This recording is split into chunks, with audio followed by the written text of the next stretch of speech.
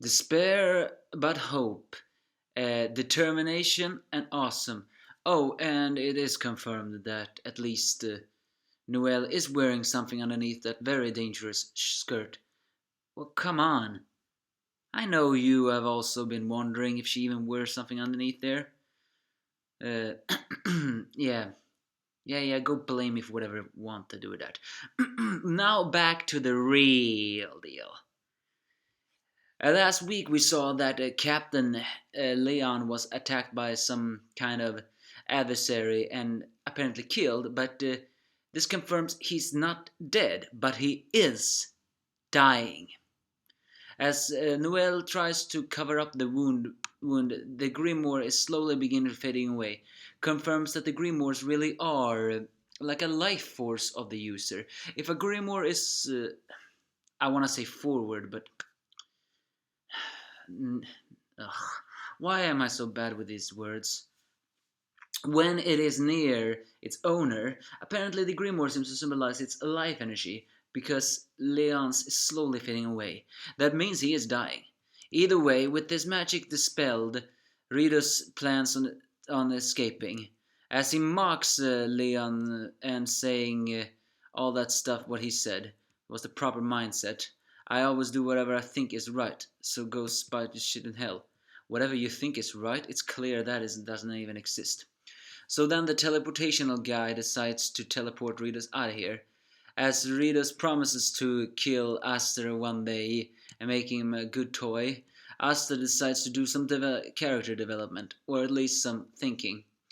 Knowing he cannot reach it in time, and his wounds are not helping either, he remembers what Leon told him a long time ago, say about something that he needed to calculate and stay calm and think.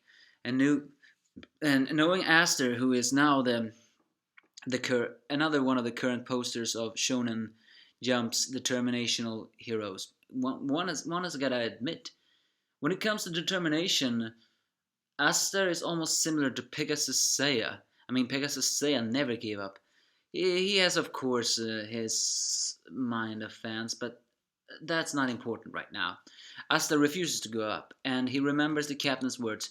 And since his sword dispels magic, he throws the sword right into the magic portal, preventing Ritos from escaping, with that buying enough time to run up to Ritos and slash him in the face, where the guy is revealed to be extremely neurotic or something like that. Well, it was always clear he was a dirty coward, a jackass, and a coward, but, well, I already said coward. Uh, Whiner. But he really has a breakdown. We thought we saw the last of his breakdown before, but now we see his breakdown at all, because he breaks down when it's getting cut. And then the teleportation guy cannot do anything as the swords are play as Aster places his sword. As Aster then begins to punch Ritos, which is, I gotta say, is extremely satisfying.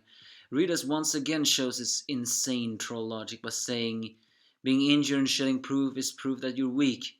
Those without a lot of mana are mercy at those with plenty of mana. Especially a worthless piece of shit like you.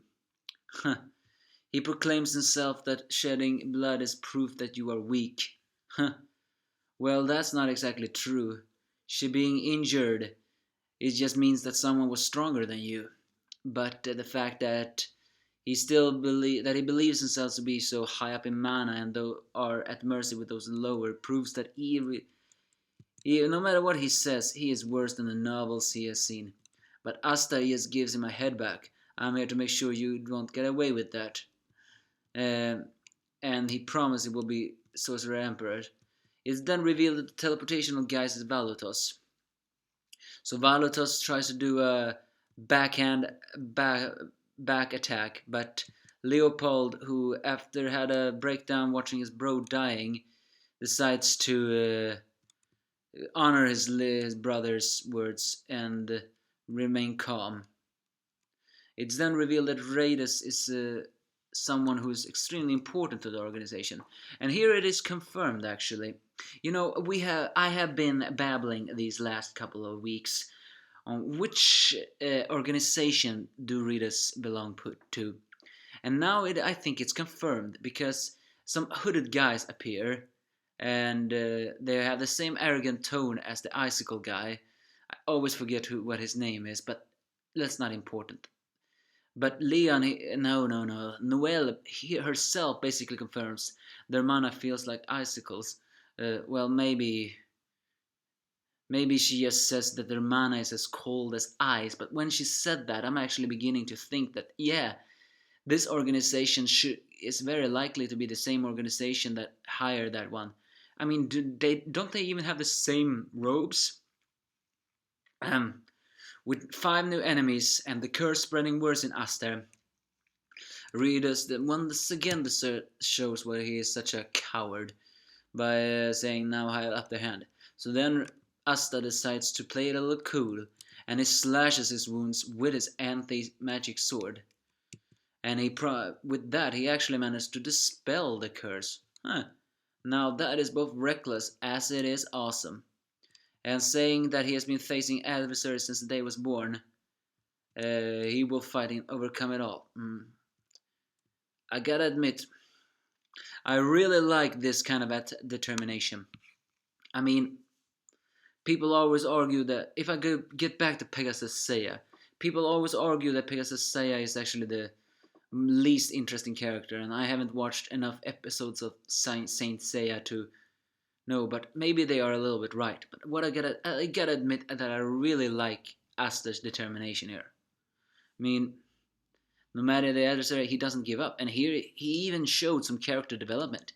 Instead of rushing out like an idiot and screaming out, he actually threw the swords. I mean, I didn't even think he could do that. And I'm not saying that because the weapons are so heavy. It's confirmed that Aster is a lot stronger than he looks. No, I actually thought the swords cannot be at a too long a distance of him. But that's not important, is it? Either way, again, was these robes basically confirming that these are from the same organization as that noble who used ice magic that always checked his clock? But do not say his name. We have already argued with that name these last couple of videos. Instead, what's gonna happen now? Can Asta really face these guys? Well, he's a Determinator, so even if he loses an arm, he will fight. The real question is Leon gonna be saved, or is he really dying? Or has he died? Can these 3 kids do it? And what about the other Magic Knights? And what about Yuno? Well, next week we'll see. But do give that Ritas bastard hell. I'm really starting to dislike him. Because there's nothing more satisfying than watching an arrogant, brainless, jackass and sociopath of a dirty coward being beaten to shit by someone who is really determined. AKA Spandam's beatdown. Give me your thoughts if you have any.